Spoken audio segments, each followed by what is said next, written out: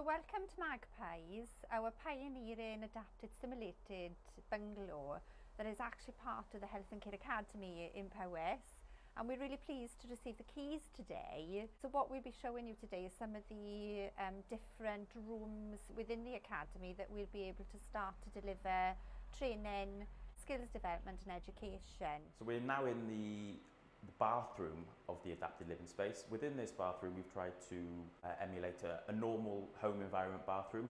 So we could somebody can come in and train here and use the facilities as they would like in a community home setting. This particular room is the bedroom, where we will be delivering some professional and clinical skills training using our nurse Annie's, and that could be from resuscitation to observations to actually giving blood and understand actually some ailments that may be affecting people in a home setting.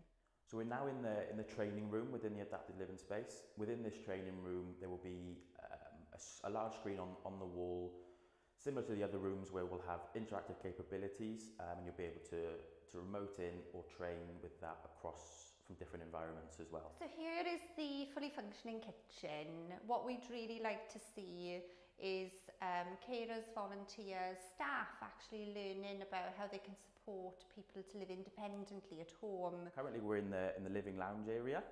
In this room there will be a large screen on the wall. You'll be able to remote in from different sites and different venues.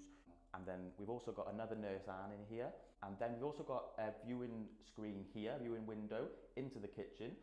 You wanted to observe somebody doing a practice assessment in the kitchen, you can observe them from the lounge area, so it takes a bit of pressure off them doing their assessment.